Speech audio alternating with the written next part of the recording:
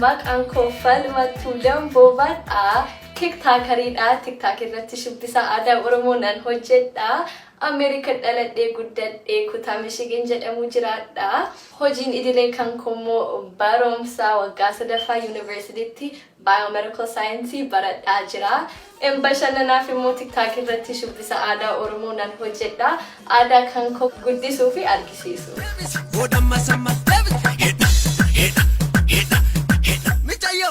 Shubbisa aadaa Oromoo waan xiqqeenarraatti yaalaa tureef saniif nan laafe. Ijoollumarraa shubbisaa ture. Shubbisa baay'ee jaaladha. Baay'ee itti gammada. Bakka shubbisa itti leenjan hin qabu.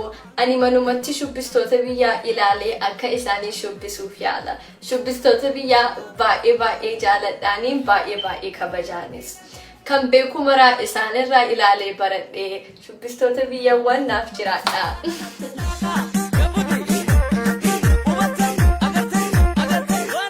Waan biyya ormaa jiraadhuuf waa'ee aadaa kan koo barsiisuuf kaka'umsa fi fedhii guddaa qaba. Abbaan kiyya waan ijoollummarraa eenyummaa koo na barsiise. Aadaa ofii gisee ijoollummaa jabeessee hin daganne.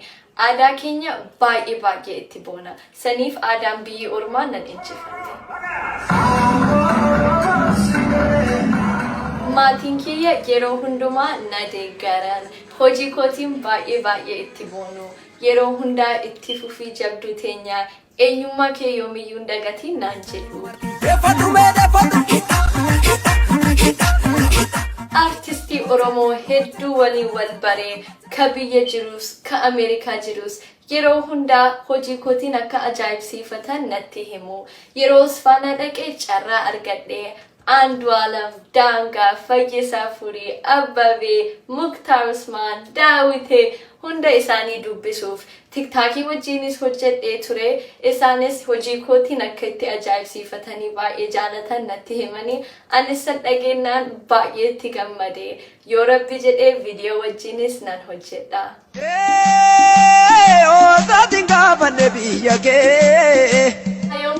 Aadaa keenya jabeessuudha.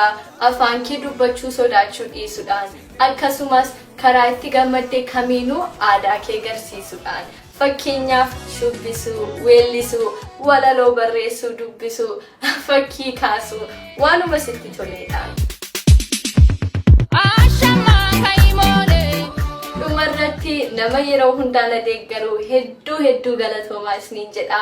Baay'ee isin jaaladha. Osoo isin asin jiraatiin hanga ganan ga'u ture.